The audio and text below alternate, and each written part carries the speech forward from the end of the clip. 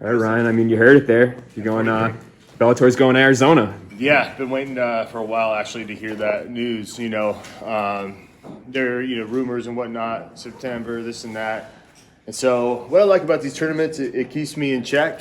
I'm always training as far as you think when the next one is. You're excited about it. It's not one of those things where you're like, hey, defend a title and then we'll see when the next one is. You have one on the horizon. So I've been pushing through ever since last fight, and so it's finally nice to hear that date. I heard it just right here with you guys for the first time, and I've never fought in my hometown. I'm from Phoenix, and so that's going to be fun too. Yeah, what do you think that experience will be like? Do you feel like it'll be a little extra pressure knowing so many people and your friends and family will be there? No, I mean, I put pressure on myself every fight I go out. There's pressure from, retaining a title, winning a title, just winning the fight, basically. And so that added little variables don't matter too much. And, I'll be at the hotel. I'll treat it just like every other fight week I've ever had, because that's how I know, how I'm going to perform that way, and so I'll treat it just the same. I won't know until I walk into that cage, and there's a little extra support. Bit of a bucket list item, though. 100%. I have, I think, 35 fights. I've never fought. I fought in Arizona, but I haven't fought in the city of Phoenix. And so, my friends and family have always had to travel. And so, I'm excited for my network, from wrestling to my friends and family to all be able to just, hop in a car, drive 20 minutes, and watch a fight. And I know Corey Anderson's a guy you're very familiar with. Beyond, going back before this tournament, you guys did some training together at one point. Now that you've had some time to kind of focus on him a little bit more, how do you like the matchup? I love the matchup. Yeah. I've done well with that style throughout my career.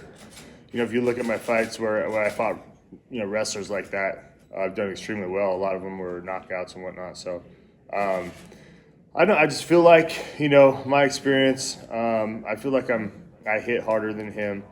He has more volume than me. I believe my jiu-jitsu is better and my MMA wrestling is better. When I want to go get a takedown, I can get it. So I feel really confident about this fight.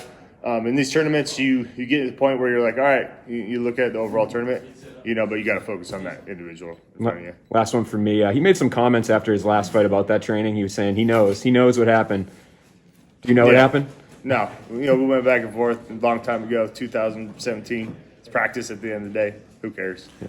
Thanks. Are you worried at all? I mean, we're seeing a rise in COVID again. Are you worried that that's going to shut this card down, that you may have to go through a whole new waiting period? Is there any fear? Are you paying attention to the news? If it was in California, I'd be worried, but we're in Arizona, and I'm not too worried about that aspect of it. Obviously different states, make their kind of own rules, but if there's something that came down federally or whatnot, and then, we have to go back to Mohegan Sun, it is what it is. We went through that year with COVID, and Bellator did an amazing job once they started up in getting the fighters fights. This is our job at the end of the day. And so I'm not too worried about Arizona in October. What about the other side of the bracket? Are you paying attention to what's happening there? Do you have a preference of who you'd like to fight if you get past this next fight?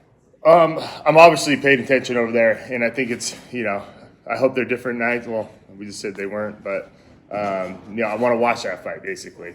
It's a great stylistic matchup. Nemkov, he's got great footwork, good kicks, and obviously Anthony Joshua can come in and end the fight anytime with one punch. So definitely paying attention to that side. And what's cool about this is, like I talked about a long time ago, it's about redemption. Get through Corey, and then I have, two guys that I lost to. And I'm 3-0 on rematches now. And my last rematch was with Machida, my last fight. And so I want to keep that streak rolling for sure. And regardless who wins on that side, there's a little storyline for me in that redemption. Is there a little bit of I know if Nemkov would lose and we have a new champion, but to have the champions stick through the whole thing and then in the finals you take it from him, is there a little bit more excitement about that, or are you really just? Yeah, no, I'm not really focused too much on that. It's definitely a cool idea, and with that belt can change so many times in a tournament, and props to any champ that gets in there and puts his belt on the line like that too, But for me, it's just, we're on this side of the tournament. The belt's not going to be up for grabs unless we're in the finals, and so that makes it, sweet for me too. Just like I did with Fedor, you win the tournament, you win that belt, and so it's just a little extra, and for me to go in there, get redemption, and then win that belt in the same night and win that tournament and be able to win 2 different Grand Prix would be amazing.